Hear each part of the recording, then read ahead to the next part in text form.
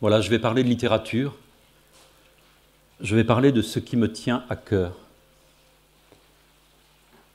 Qu'est-ce qui nous tient vraiment à cœur?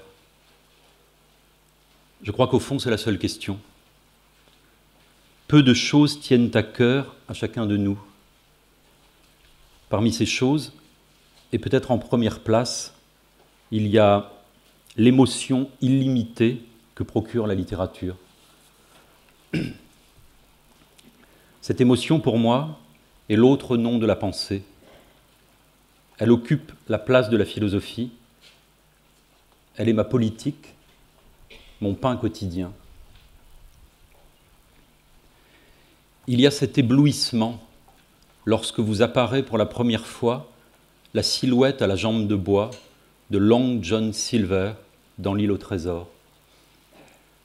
Lorsque vous rencontrez le baron Charlus, Joseph K., Stephen Dédalus, Fabrice Del Dongo, Molloy ou le capitaine Ahab. Lorsque dans Rimbaud vous croisez des centauresses séraphiques évoluant parmi les avalanches. Lorsqu'avec Saint-Julien l'Hospitalier, vous massacrez une forêt d'animaux, des sangliers, des paons, des grues, des cerfs, et rentrez au château au milieu de la nuit, couverts de sang et de boue, suffocants de plaisir, pantelants.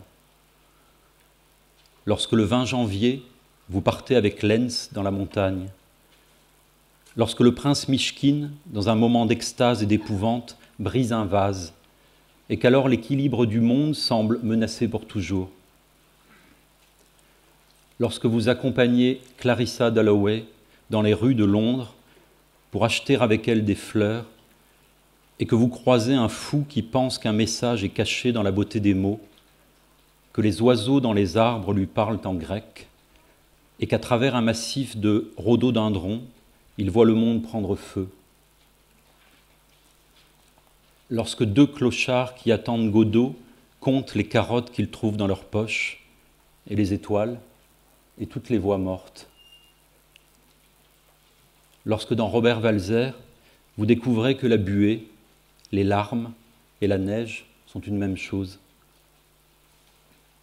Lorsque vous tentez avec Georges Perec de faire et de défaire le puzzle de la vie mode d'emploi, et qu'à travers ce puzzle, dans l'interstice entre deux pièces, brille un abîme, crie une horreur, sans que pour autant la pudeur ne s'éteigne. Lorsque vous répétez avec le poète Christophe Tarkos que la drogue est bonne, lorsque Roberto Bolaño, Zebald ou Laszlo Krasnaorkai vous prodiguent de nouveaux désirs, de nouvelles promesses, de nouveaux chemins, une espérance qui à chaque phrase se relance et change de visage.